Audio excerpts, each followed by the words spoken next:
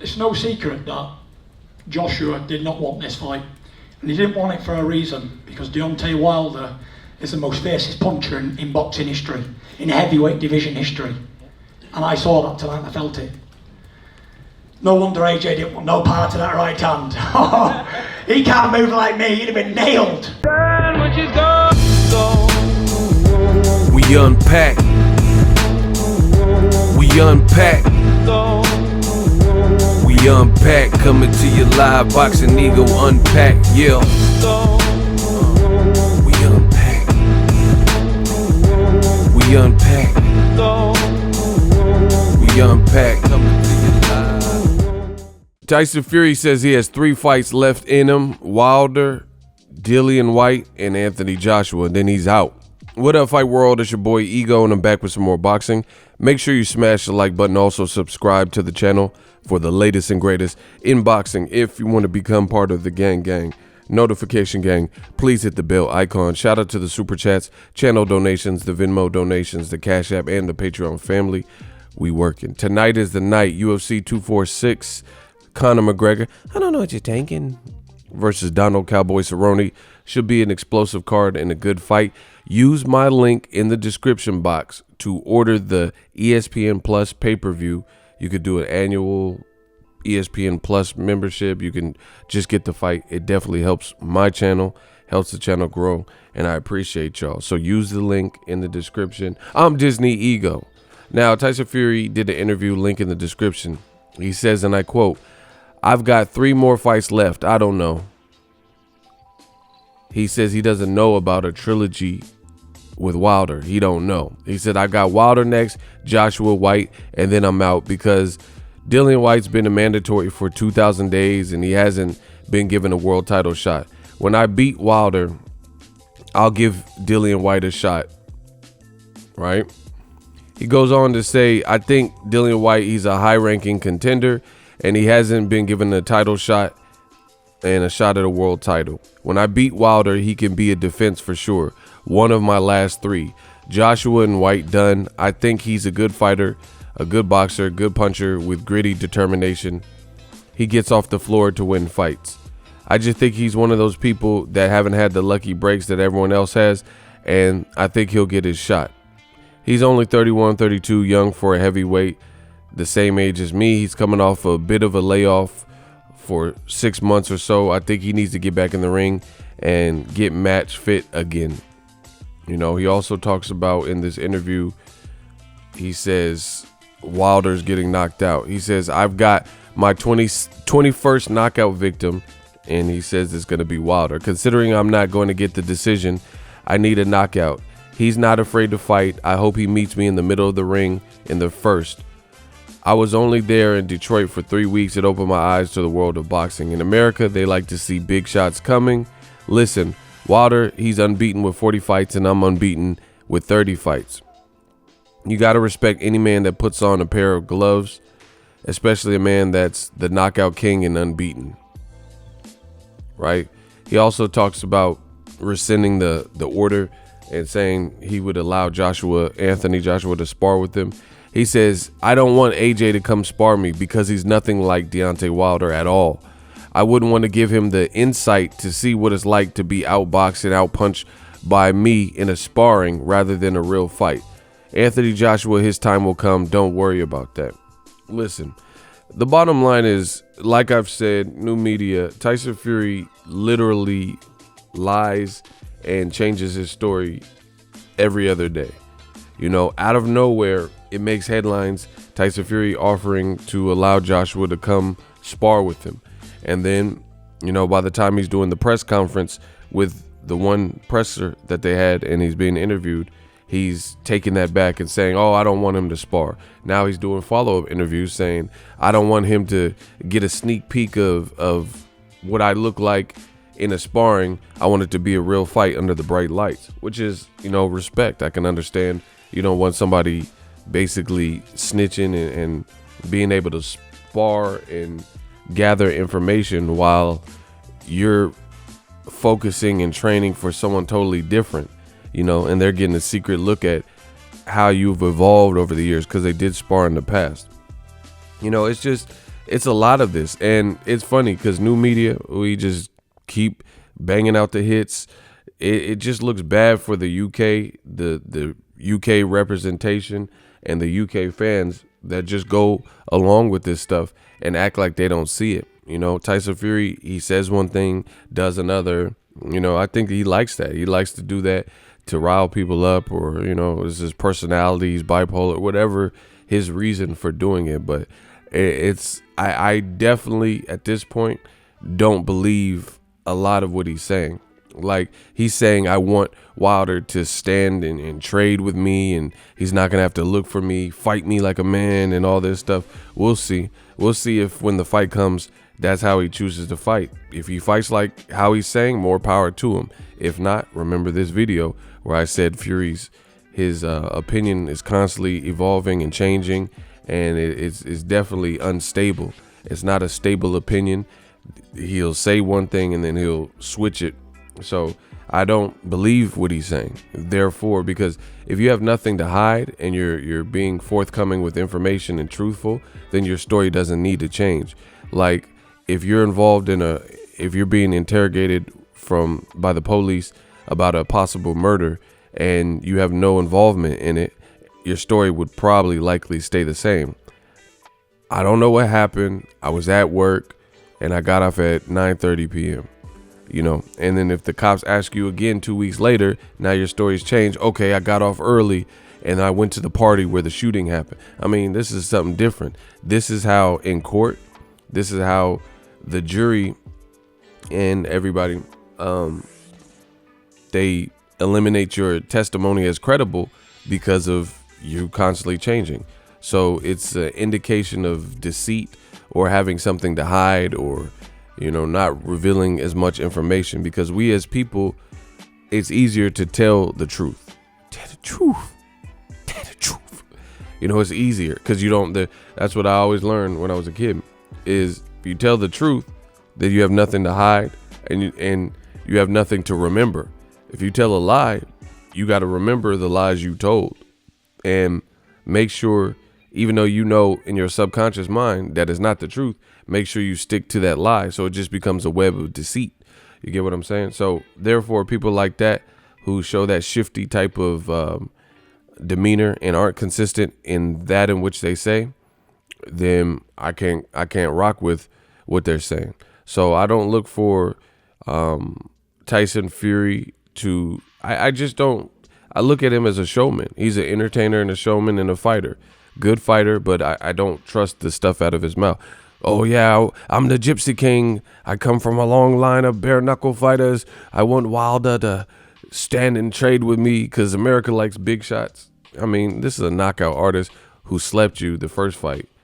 It just is nonsensical to just sit up there to make it look like your game plan is to sit in there and trade with him. You know, so that, I mean, I could do this all day. I remember Wilder was the first, you know, being the A side. He was the first to kind of preview and announce the fight and say, I'm fighting Luis Ortiz, and then in February, if I get past Ortiz in a rematch, I'm having a rematch with Fury. Fury got on record, even though Bob Arum basically co-signed this and said, yeah, we got a deal in place, and it hadn't been officially announced. Tyson Fury did interviews and he was saying stuff like, oh no, I don't know what he's talking about, that bum just using my name. And, you know, he made it like he didn't understand why Wilder was saying he had a done deal, and he's like, there's no done deal. And then we come to find out there is a done deal. So this has been the nature of Tyson Fury. And, you know, the shtick, or whatever you want to call it, it gets old. So therefore, it's just gotten to the point where it's unbelievable. You know, that's just what it doesn't, whatever games or what reason you're doing this, it just hurts your credibility more than anything. It doesn't really do much else. I don't think, it's like the boy who cried wolf. I don't think anyone even really believes it at this point. You know, I'm going to sit and trade, and then when the fight happens, if he gets hurt, he's probably not going to sit there and just bang it out in the phone booth with Wilder or whatever he's talking about. You know, he's done stuff like where he's went against his own country, and he says, oh, you guys in the UK, you had your chance to celebrate me, and you turn your back on me, so I'm never fighting for you. In America, they treat me great. They treat me like a king. and for that, I'm closing my career out there. But then now he's saying he wants to fight 2 British guys out of 3, right? So where would those fights likely take place? Maybe in America, but maybe in the UK. But then, you have to, if the fight happens in the UK, he's done interviews where he says, I can't fight in the UK. All my fights are in America from here on out. So, and then there's other things. We could do this all day. Like I said, that's why I'm going to wrap this video up, because it's just a web full of lies and double talk. Tyson Fury also said that he had 2 fights with Wilder, a rematch and then a trilogy fight. Now he's making it sound like his trilogy doesn't happen, like he's just going to fight Wilder, beat him, and then go straight into a Joshua or Dillian Whyte fight. So, ultimately, I don't even know if it'll come to this, because he has to first beat Wilder. If Wilder knocks him out, then he's not in the driver's seat, nor does he collect the WBC belt to even have Dillian Whyte as a mandatory. So I'm not really looking too past February 22nd. And I think this is almost nervous energy from Tyson Fury, because he's just doing more talking and just saying various things. But at the end of the day, he's the one that has to live up to what he's saying. Dillian Whyte, people are trying to act like they feel sorry for him. I don't feel sorry that he hasn't had a title shot, because that has been in his team's power. They could have been made Joshua versus Dillian Whyte too. When Dillian Whyte first fought Joshua was not a champion. So he's never gotten a title shot. That much is true. But if Anthony Joshua and all the fights that he's had, he could have, since he's been a champion, he could have gave Dillian Whyte an opportunity, but he didn't. Eddie Hearn could have did it, namely before Gerald Miller. Gerald Miller was not no mandatory, right? Gerald Miller ultimately failed a drug test, so that could have been Dillian Whyte. And even when you scheduled Gerald Miller and then he failed the drug test, multiple drug tests for different drugs, then you could have stepped in Dillian Whyte. But Eddie Hearn thought that would be too much. Anthony Joshua, Eddie Hearn, they're like, no, I really have to prepare for Dillian Whyte, and they respected Dillian Whyte enough to know that, that's too dangerous of an out. That's why I don't believe the Luis Ortiz. They really wanted to fight Luis Ortiz. Those dudes are too dangerous for Anthony Joshua last minute. He's definitely a kind of a robotic person who has to think in the ring and figure stuff out. A switch like that would have been far too gritty, in my opinion, for Anthony Joshua. So that's why he didn't want Luis Ortiz or Dillian Whyte even, because that would have been switching gears totally from what he was planning for. Joshua almost has a one-track mind where he has to, it's like almost like a kid, like he has to focus on like one thing, and it's funny and ironic that ultimately it was a loss either way, because Andy Ruiz stepped in late terms and still beat him, still embarrassed him, and we haven't seen Joshua's aura return since. So you might as well just fought Dillian Whyte, because there's a chance you lose that fight, but you at least have a victory over him and know his style.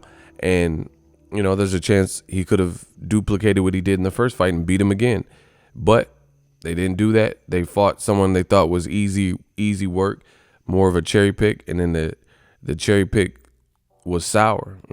It didn't work out your way. So I don't feel sorry for Dillian Whyte. There's been a lot of final eliminators and title eliminators, and he pulled out because he didn't want to fight Kubrat Pulev in Bulgaria. Wilder said, hey, I'll give you an opportunity, fight Luis Ortiz. He called Luis Ortiz an old man, never fought him. So Tyson Fury and a lot of you guys from the UK seem to be a lot more empathetic to Dillian Whyte not getting a title shot. He and Eddie Hearn and his team rematch room, they are definitely the culprits and the reason why he didn't get a title shot. And I've already went over this. Dominic Breazeale offered up his true #1 mandatory spot to face Dillian Whyte. They never made that fight. What did they give us? Dillian Whyte versus Derek Chisora Part 2. You should have fought against Dominic Breazeale, because Dominic Breazeale ultimately got his shot at Wilder. That could have been you, but you chose not to fight him. You know, you could have listened to the WBC and Wilder and fought Luis Ortiz to get that. You know, it would have been a big fight. And it's funny, the double talk that we hear from UK fans that new media has completely exposed is when Wilder, his name, well, he was like trying to build his brand. They lied and said, this is the UK fans, Eddie Hearn and stuff. They lied and said that Deontay Wilder needs to build up his UK profile to get Joshua to become relevant in the UK, the United Kingdom, in England and stuff. They said he had to go through a person like Bebop and Rocksteady, aka Dillian Whyte. He had to go through someone like that in order to get the champ, even though he was a champion, you know, and is a champion, right? But to get Joshua, this is what the lies that they threw out. Wilder had to somehow, you know, earn his keep through Dillian Whyte to get a unification for undisputed with the champ Anthony Joshua. And it's so funny that when it comes to a fight with Dillian Whyte, you know, people aren't saying that. People aren't saying that, you know, they want Dillian Whyte to have a straight shot to Wilder, but not have to go through nothing. He doesn't have to listen to the WBC, listen to Deontay Wilder. He doesn't have to fight Dominic Breazeale, Luis Ortiz, you know, and they want him to get a straight shot. He don't have to go through no type of filters or buffers to get his opportunity, and he ain't even a champion. Wilder and AJ, they were champions at the same time, and they're champions again now, but Wilder had to go through this filter and buffer, this, you know, pre-course of Dillian Whyte to build up his resume. But Dillian Whyte, he's a UK guy with no profile in America, and no one says, oh, fight Luis Ortiz, except for new media. You know, fight Luis Ortiz, raise your American profile, right? Because Luis Ortiz has a name that's embedded with American boxing fans. He fought on Mikey Garcia, Robert Easter, which was a big card at the Staples Center. He fought again at the Staples Center on Wilder Fury, which was a classic fight, the first fight at the Staples Center. He fought against Wilder twice, Vegas and in New York, right? He beat Bryant Jennings. That was on the East Coast, right? Knocked him out. So Luis Ortiz is synonymous with American boxing.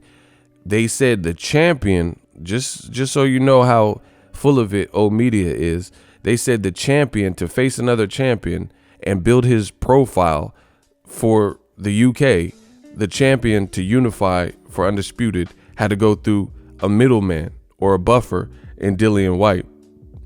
But the same UK fans and Eddie Hearn and all these people, right?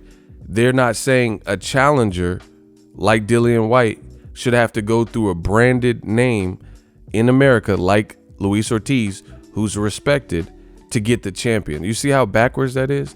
The champion has to go through a henchman to get another champion. But the henchman or challenger doesn't have to go through another respected name to get a champion in Wilder. They wanted Dillian Whyte to have a straight shot at Deontay Wilder. But Dillian Whyte, how does it work only one way? You guys lied in the UK and said Wilder had to build his UK profile, which he hasn't done that, you know, through the UK. He didn't fight Dillian Whyte yet, hasn't fought Anthony Joshua yet. Still a big star, still involved in the biggest fight scheduled this year so far for 2020. Man, it's looking shaky for old media. We working. I don't believe what Tyson Fury says. You guys can listen to the double talk and all that, but I'm not going with it. So ultimately, I don't feel bad for Dillian Whyte. I don't feel or believe for Tyson Fury. Their profiles in America are, and Joshua, all of them, all three UK guys, their profiles in America suffer from their actions and how they go about it, the double talk, and that's just really not what's popping here in America. You know, so we'll see how these fights play out. Let me know what you guys think. Tyson Fury is basically ex-naying the trilogy, which I don't think is true because I think it's a contract. And he's saying he will fight Wilder once, Joshua once, Dillian Whyte once. But, you know, again, it's just too much double talk from Tyson Fury. There's been times where Tyson Fury and Dillian Whyte kind of got into it, and Tyson Fury reamed Dillian Whyte, said, oh, you should have fought Luis Ortiz and this, and I'll make sure you suffer and don't get a title shot. And now he's doing an interview and saying, oh, basically I feel bad for him. I'm going to give him a title shot after I get the WBC strap. So it's just hyperbole. If you love what I'm doing, smash the like button. As always, hate, comment, and subscribe. Till next video is Ego.